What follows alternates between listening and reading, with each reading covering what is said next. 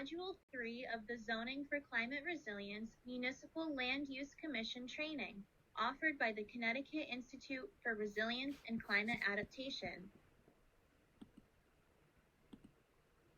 Module 3 will cover specific zoning tools that can address climate vulnerabilities. In this module, you will learn additional tools incorporating zoning regulations to mitigate the effects of climate change and produce overall municipal climate resilience. This includes a problem-based approach to dealing with excessive heat and flooding and how to use design and energy standards to address climate resilience. These may be more complex and may incorporate several regulations for the desired resilient outcome.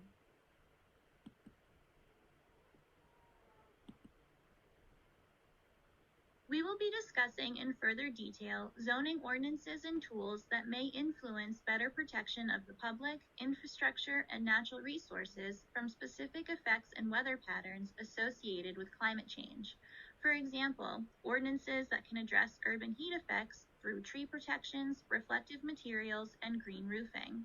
We then move on to the topic of flooding and discuss stormwater protections and documents to incorporate within municipal zoning regulations while addressing sea level rise and strategies to reduce flooding.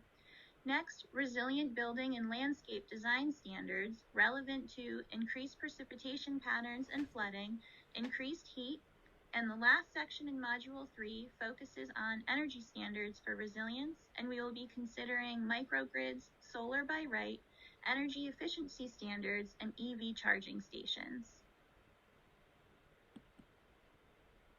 Our first section discusses urban heat. The replacement of natural landscapes and vegetation with impermeable covers such as pavement, buildings, or other surfaces that retain heat creates localized elevated temperatures. Increased heat escalates our energy consumption, negatively impacts air quality, and increases heat-related illnesses.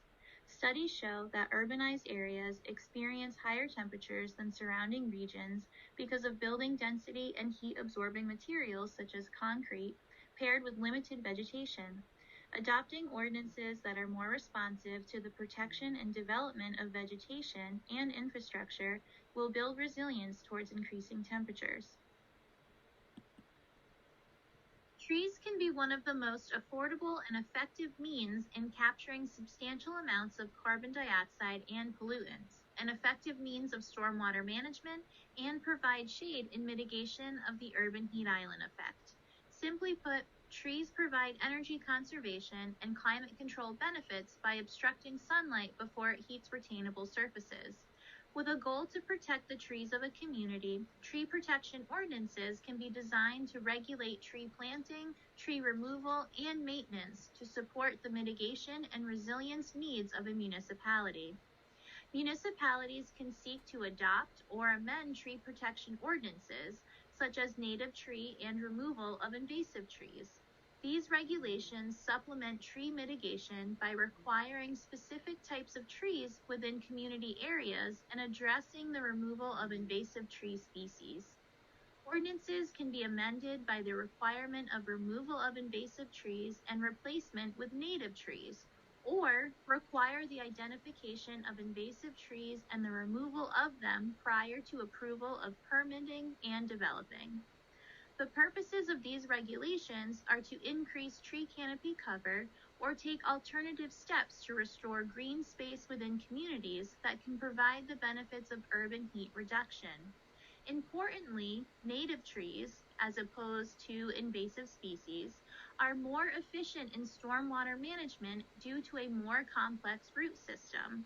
They require less maintenance and protect the biodiversity of a particular area. To prepare for climate change is to foresee and plan for its future effects. Choosing to protect native trees and planting tree species that will fare greatly in new predicted weather patterns will reinforce resiliency.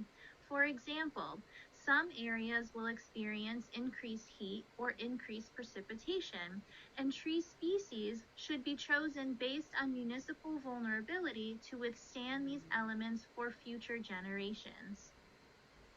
Tree canopies provide many benefits such as reduced air pollution, reduced stormwater runoff, and reduced heating and cooling demands. As land is urbanized, tree canopy cover is highly reduced, leaving areas susceptible to the urban heat island effect.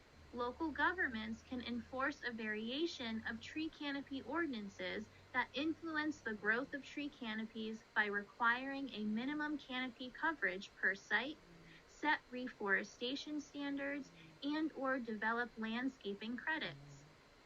Environmental injustice shows us that tree cover is vitally disproportioned. Low-income and historically underrepresented communities have far less tree canopy cover than high-income communities.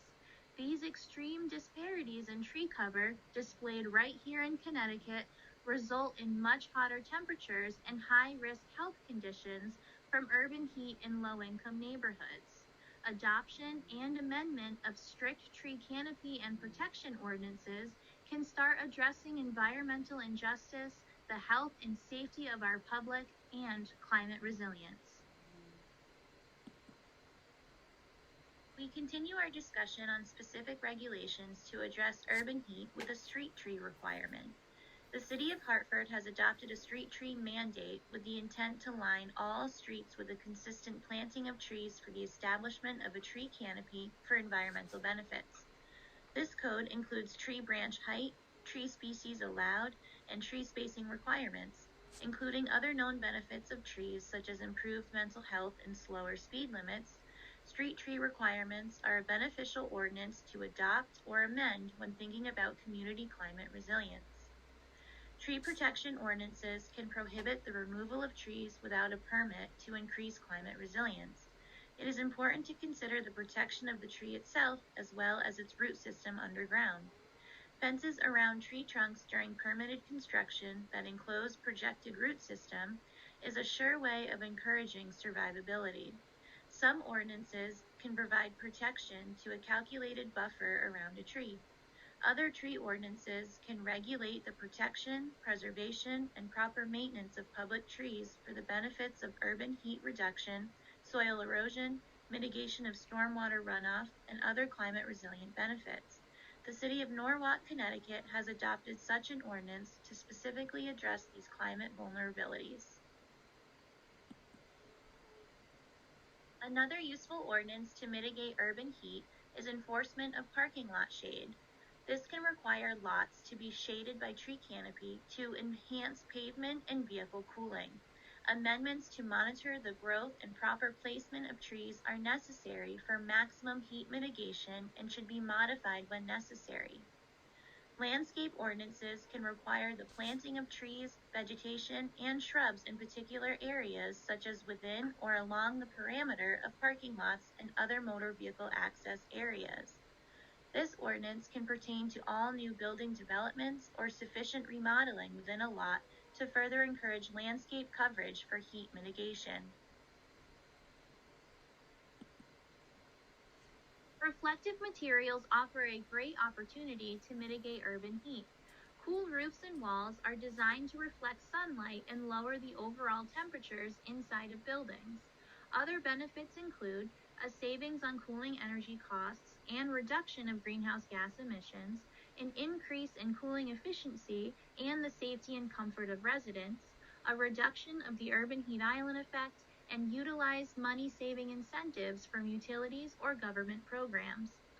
If many homes and buildings in a community are established with cool roofs, the chances of lowering outside air temperatures on a local level will also increase, making it a safer environment and can reduce heat-associated health risks. California is a great example of how to use a forward-thinking zoning strategy to combat the effects of climate change. By code, all new or replacement low-slope roofs are required by the Building Energy Efficiency Standards, Title 24, to be cool roofs in California, and as are steep slope roofs depending on the climate zone of the area. It is important to note that municipalities can exceed requirements in their local planning efforts to increase the climate resilience of their community.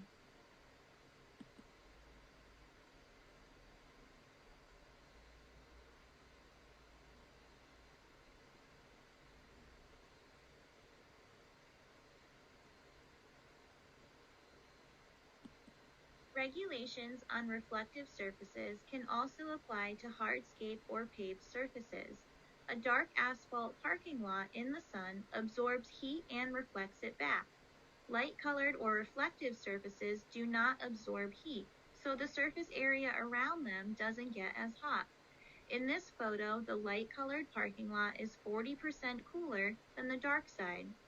In Connecticut, the city of New Haven adopted zoning regulations requiring any new site or expanded site with a half-acre or more of impervious surface area, not including roofs, to be at least 50% shaded or be constructed of a reflective material. The cool roofs we just discussed and green roofs both provide benefits of lower surface and air temperatures and an expected decrease in energy demand. Green roofs offer additional benefits such as reducing and filtering stormwater runoff, absorbing pollutants and carbon dioxide, providing natural habitat, and serving as recreational green space in particular cases. Cool roofs are best suited for projects with limited budgets and a primary focus on energy savings, while green roofs are preferred when life cycle costs, public benefits, and broader environmental impacts are of interest. Both options are important strategies for mitigating heat island effects and can be developed to fit the needs of case-specific vulnerabilities. There is a regulation opportunity here to allow density bonuses for developers that include heat mitigation strategies, such as green roofs. An example here would be the larger the green roof coverage may allow a larger density bonus as an incentive.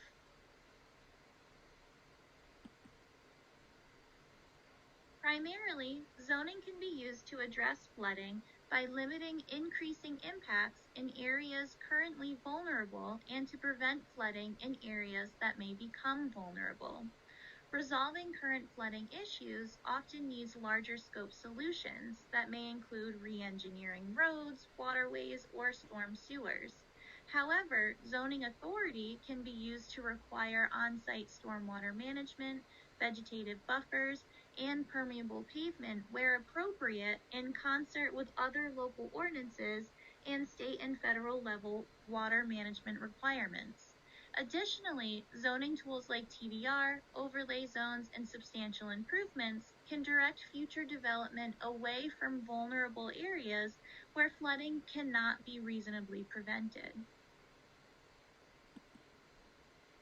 In an effort to prevent pollution from entering waterways in accordance with provisions of the Clean Water Act, the Connecticut Department of Energy and Environmental Protection created the Stormwater Quality Manual and the Guidelines for Soil Erosion and Sediment Control.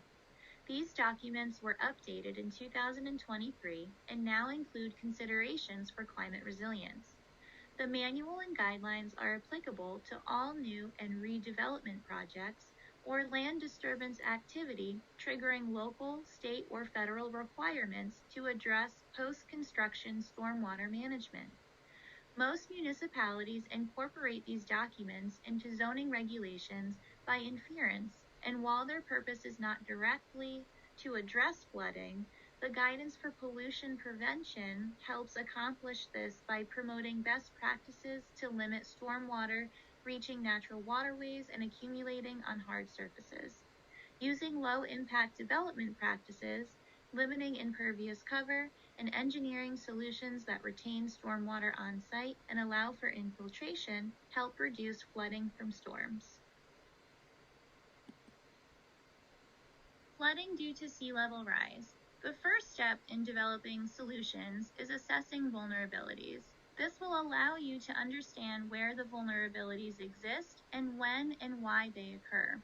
CIRCA's technical tools include historical storm surge maps with the ability to add in anticipated sea level rise to visually show coastal flooding scenarios. Secondly, develop regulation within the at-risk location that specifically addresses the targeted vulnerability. Examples of what this may look like in practice include extended flood zone regulated area to account for local projections, using overlay zones for additional layers of regulation where sea level rise impacts will occur, or possibly just amending regulations to allow for flood protection. An example here would be from the town of Clinton, Connecticut. They have eliminated the minimum square foot requirement for ground floor of structures, allowing for design of homes with main living space above the first level. Structures below 500 square feet are no longer exempt from coastal site plan review. Here we discuss a few examples of specific zoning regulations that decrease flooding and associated flood loss. Municipalities can require vegetative and waterway buffers to minimize runoff. The City of Hartford, Connecticut has adopted a zoning code that requires vegetative buffers in commercial parking lots as a way of reducing surface water runoff. Vegetative buffers along waterways also help to slow and reduce water flowing into waterways and reduce flooding risks. New Haven, Connecticut adopted a zoning code that has limits for maximum impervious surface coverage for residential lots. Limits like this help to avoid excess impervious coverage, which can lead to greater surface water flows. Middletown, Connecticut has adopted a zoning code that prohibits residential development in flood zones. Additionally, Middletown has a 10-year look-back for permitting substantial improvements to structures in flood zones, creating a disincentive for continued use of property for residential uses in these vulnerable areas. Next, we will discuss design standards with the focus of building and landscape strategies. Adopting ordinances that allow for infrastructure and vegetation development designs to be more responsive to climate change and new weather patterns will dramatically heighten climate resilience and preparedness for our communities. Within zoning regulation, municipalities can govern the type of building allowed to be developed in an area. Design standards within a particular zone of a municipality can recommend climate mitigation strategies, and then those standards can be adopted into municipal zoning regulations. For example, buildings or landscapes that utilize reflective materials, green roofs, or cool roofs can be regulated within an area to mitigate excessive heat vulnerabilities. The Connecticut Physical Climate Science Assessment Report, or the PCSAR, proposes that precipitation in Connecticut is predicted to increase by 4 to 5 inches annually by mid-century. Further analysis shows precipitation is predicted to increase over the winter and spring seasons. Adopting design strategies that pertain to increased rainfall can enhance climate resilience for current and future infrastructure with the co-benefits of public health and safety. See the PCSAR on the CIRCA website for more information on observed trends of temperature and precipitation. Considering the effects of precipitation moisture on structures can give thought to design standards that will increase the resiliency of current and future built infrastructure and its surrounding environment. Keeping in mind the climate vulnerability of increased precipitation combined with the effects of flooding, we examine the benefits of building strategies. For example, rain screen is an effective strategy as it allows an airspace in between the cladding and sheathing of a wall for effective moisture management. Shedding water in regions with increased precipitation is imperative to the longevity of the structure. Rain screens are becoming more popular in areas experiencing more rainfall, but certainly benefit all geographical locations with moisture mitigation. Rain screens have also been used in coastal areas to help with moisture alleviation. Next, we tend to think of green roofing as a mitigation strategy for urban heat, but it can be a useful tool to aid in stormwater management. Vegetation effectively absorbs rainwater and slowly releases it through evaporation. This is a great example of how many of these topics that we discuss can be so well interrelated in climate change mitigation. Again, a great model example, San Francisco, California mandated solar and green roofs on almost all new construction to mitigate climate change effects. Landscape design strategies can increase resilience to more frequent precipitation patterns by slowing intense volumes of stormwater into storm sewer management systems, infiltrate stormwater on site, and reduce overall flood risks. When considering site and landscape, think about the use of blue belts, which are engineered wetlands used to enhance stormwater management. Blue belts can transport stormwater capacity in a similar extent as sewer systems and often supply retention properties. These have been used successfully in Staten Island, New York, but do require more space than green infrastructure.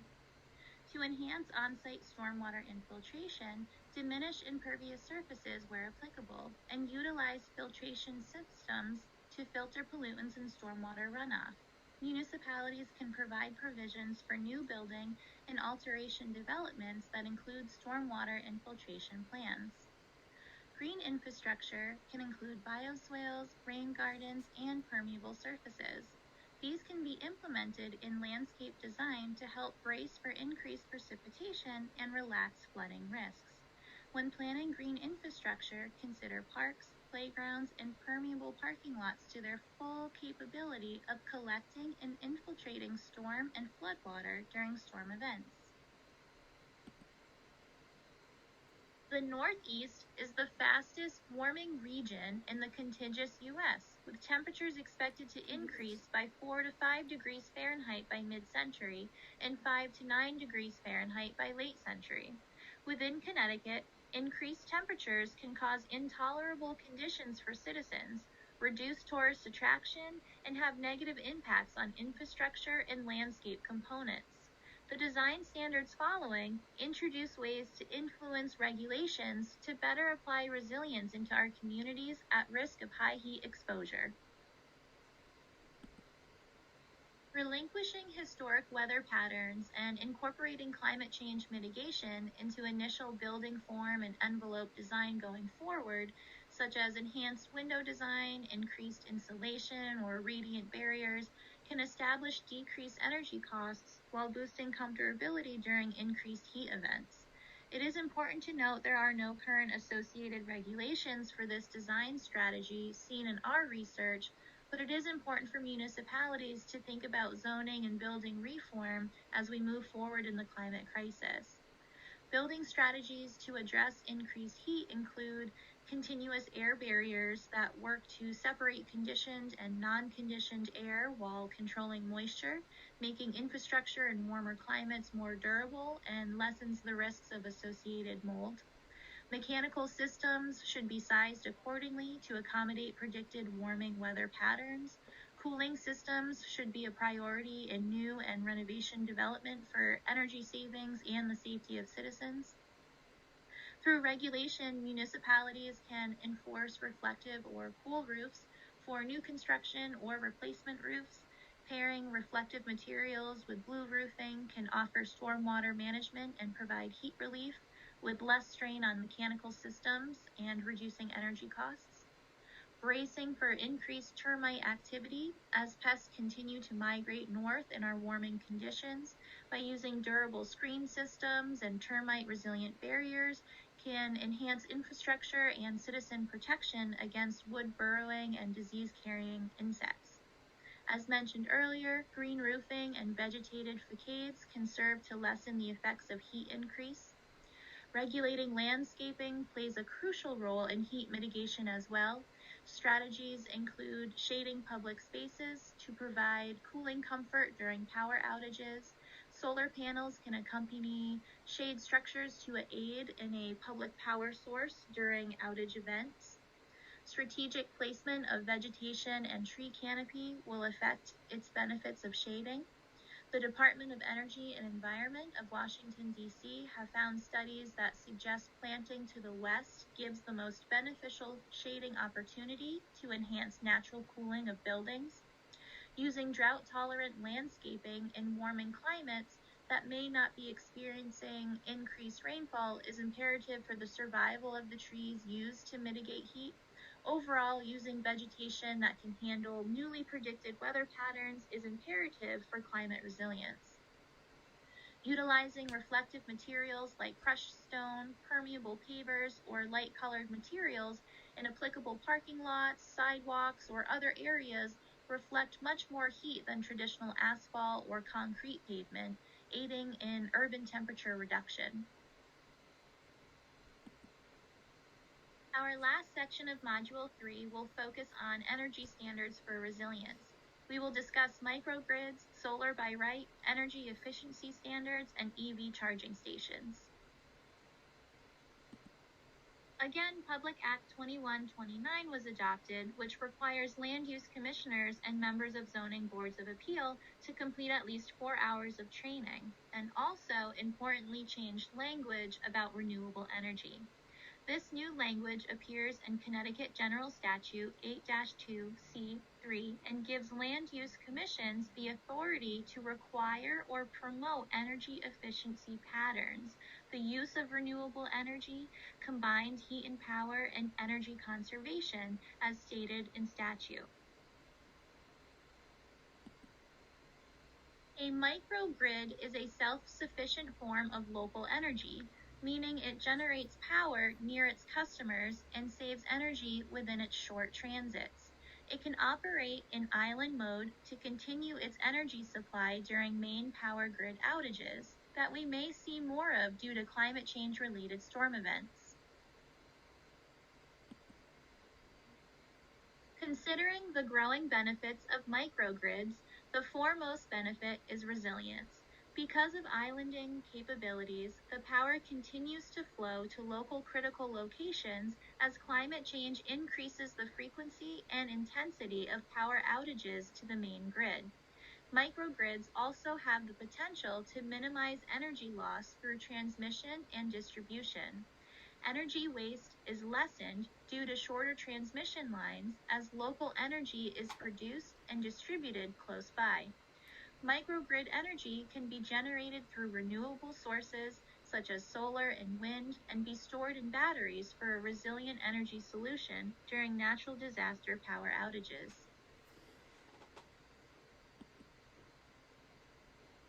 In 2011, after Hurricane Irene shut off power to most of Connecticut, the state began encouraging the development of microgrids to increase energy resilience to future catastrophic storm events. Fairfield, Connecticut launched a microgrid in 2015 to continue energy service for its critical infrastructure, including police department, fire department, communications center, and homeless shelter.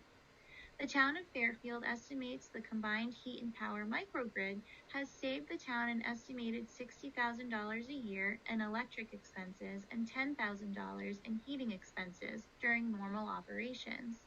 This is a great example of how increasing resiliency can be a cost-effective approach when considering the cost of severe weather patterns. Said by Katie Dykes, the Deputy Commissioner of Connecticut Deep, Fairfield's microgrid project is an example of how a municipality can help protect public safety and minimize hardships to their residents and businesses during power outages. Municipalities can adopt regulations designed to increase renewable energy by permitting solar energy systems by right in appropriate zones. However, use-specific regulations like height, setback, landscaping, and others still apply. As an example in practice, Hartford, Connecticut permits rooftop solar in all zones as an accessory structure by right, subject to specific regulatory requirements. As a note, Public Act 22-25 prohibits homeowners associations from banning rooftop solar. The Connecticut Siting Council also has jurisdiction on solar siting for projects generating over 1 megawatt. Energy efficiency is a resilience strategy that reduces hazard vulnerability and increases the survivability of a community dynamic. Per Connecticut Statute Section 8-2C3, zoning commissions may require or promote energy-efficient patterns of development and energy conservation. By requiring your municipality to create patterns of development that are energy efficient through household appliances, buildings, and transit, resilience is promoted by reducing electric grid demands, which is especially important during severe power outage events, and decreasing overall greenhouse gas pollution. New construction can include net zero energy and carbon neutral plans, while existing homes and buildings can be modernized. When energy costs are low, residents are more able to contribute to local economies, boosting local economic resilience as well. We have been talking about Public Act 2129 in our Energy Standards section, but would like to wrap up by noting that Connecticut General Statute, Section 4B77C, which focuses on electric vehicle charging stations required for new construction, was enacted by Public Act 22-0025. This statute states that on and after January 1st of 2023, a municipality shall require each new construction of a commercial building or multi-unit residential building with 30 or more designated parking spaces for cars to include electric vehicle charging infrastructure. A municipality may, through its legislative body, require any such buildings to include such electric vehicle charging infrastructure in more than 10% of such parking spaces. See Part A of this section to further understand term definitions and language. This concludes Module 3 and ends the Zoning for Climate Resilience training offered by CIRCA. Please be sure to contact us for certification. Please visit the Climate Resilient Zoning Library on the CIRCA website to view our fact sheets containing additional information. We thank you for your participation today and congratulate you on your completion of this training. Please contact us with any questions or concerns.